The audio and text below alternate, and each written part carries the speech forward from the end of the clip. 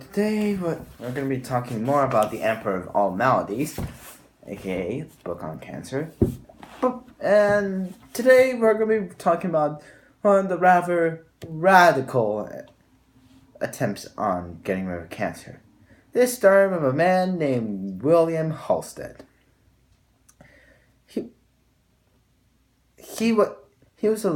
was a rather noble man, and by noble I mean like as in he's kind of in the nobility, not being actually noble, but he was born to a rich family and was supposed to be the heir of a business company that he really is not interested in being a part of. So he decided to defer, and well, through boredom, he somehow ran into surgery, and that became the main source of his interest for the rest of his life. And surgery fascinated him. It fascinated how he thought of stuff, how he explained stuff, etc. But one thing that particularly fascinated him was cancer. More specifically, breast cancer. And well, note when he became a surgeon, it was at a rather transformative time. Methods like bloodletting, purging, and all that stuff, that still was medically accepted during then. So instead of waiting for something to happen, he decided to go to Europe and learn from people who are making advances in medicine and so. After learning all that stuff, he went back to America and started implementing them into his surgeries. And when he ran into breast cancer, he decided, do it a bit more aggressively. He did rather artfully with the scalpel and managed to take out the whole tumor along with some excess stuff. But occasionally the cancer will grow, the patient will get cancer again, and they'll die. So one day he decided to go to a conference where a German surgeon was like trying to explain why this phenomenon can happen. When he was doing his surgery, he also knew in his head that a German surgeon ran into a wall, and the only way that he can overcome this wall is to excavate his way through it. And the way he did was rather ravagous. He literally take out parts that weren't part of the breast, like the pectoralis major, and parts of the shoulder, maybe even collarbone, maybe. All that I hope and sense to cure it for satisfaction of his cocaine-filled mind. Oh yeah, he was addicted to cocaine too. Actually, an interesting thing, but back when it's first suggested as a surgical anesthetic, it was actually like the fast food of anesthesia. Quick, cheap, foolproof, all that. So in order to see whether it actually has potential, like regular anesthesia, Halsted tested it on himself and saw it did more than that. It made him less tired and focus more. So effectively, his thoughts became more clearer and his mind sharper. but because of that, he became more and more addicted to it. So much that everyone that he knew started to become suspicious of it, and later he volunteered to get morphine to treat it, but ended up having alternating the addictions. But continuing down the line,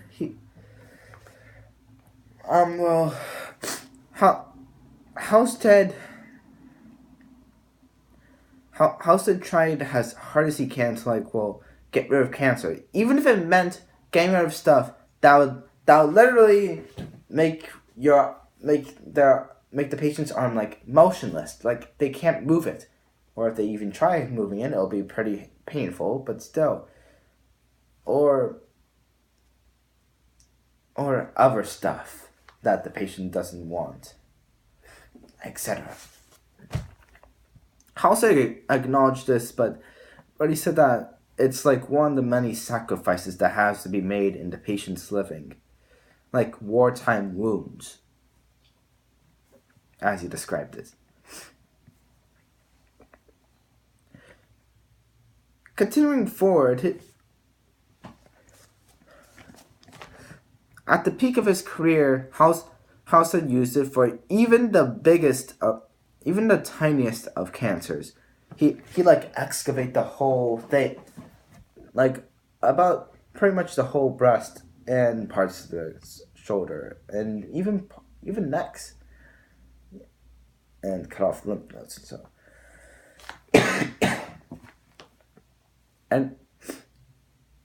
And while this upset many patients, many surgeons, mostly his students, decided to take after him and go on with this aggressive surgical style. And eventually, by the time he knew his time was going to be up, he assigned some of his students to go to study certain organs on how they can improve upon his method and so. One student named Howard Young was just walking one day when he was a young resident, and Halsted asked him to become the head of the urology department at the hospital. Halsted objected because he knew he had no experience, but Halsted told Hughes that, oh, well, you still have the opportunity to learn anyway. And then he walked off. And so Hughes did. Inspired by Halsted's confidence, he went on to perform to derive and perform a radical and largely acceptable surgery on prostate cancer, though not nearly as excavating as Halsted's. Still, and other patient and another student Halsted went forward to try to operate on the brain, but the brain was way more difficult than prostate cancer or the breast, because it's interlaced with bloodstreams, and any type of tumor can immediately cause a hemorrhage. He recognized this and found out it would be difficult, so he was able to somehow find a way, but albeit very long and tedious. In the end, Halsted's methods still reach to many of his students, perhaps even today, maybe.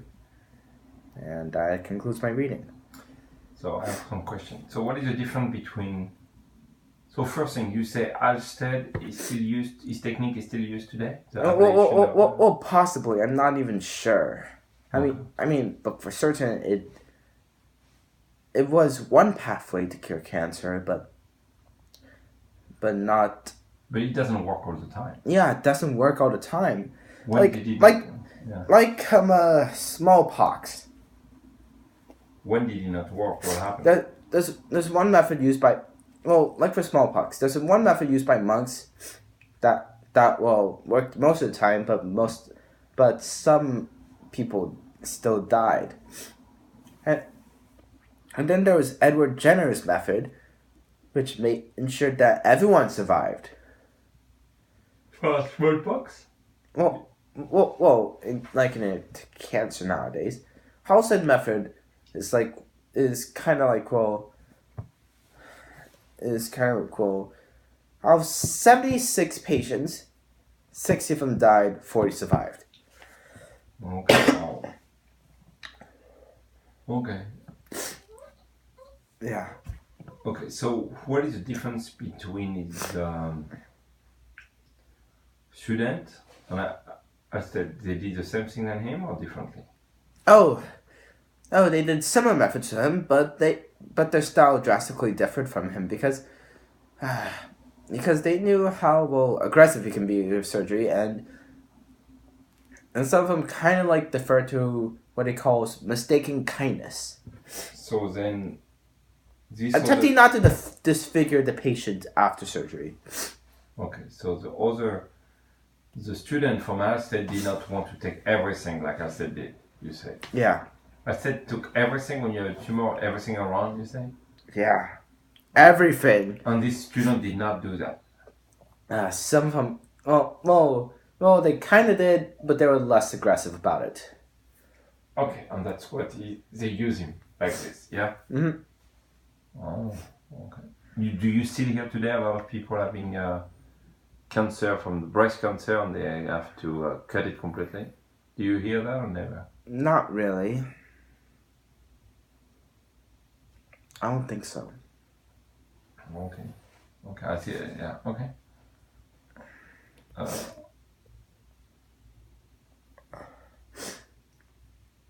Okay, so Halsted, yeah. So this is really about Halsted on the total tumor, ablation of the complete tumor and the other thing, other doctor. Okay. Yeah. What do you say? Is a good method using? Let's say someone you know has cancer. Those methods are a bit variable in some way. What would you do? Rely on current methods that are the best for that thing. Like if you catch the cancer early, just do a small thing to remove the tumor, because it won't obviously grow back if you catch it early. But if you catch it late, don't do what Halsted did. Chemotherapy. You think chemotherapy will work? It always works, the chemotherapy? It doesn't always work. Depends how fast you catch the cancer. Okay. If you catch it early, you have if it's catch up too late, would you still recommend Halsted method? I would not. So when would you recommend Halsted method? Never. Okay. But then if you were permanently healed, cancer, you are on the point of verge of dying, would you take Halsted or not? Either chemotherapy or Halsted. Halsted.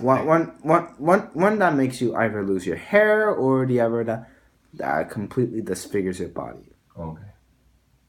Yeah, which one would you take? The former of what I just said. You mean hair? Yeah. If your hair will grow back. Yeah, and also wigs. Okay. Okay, thank you. No problem.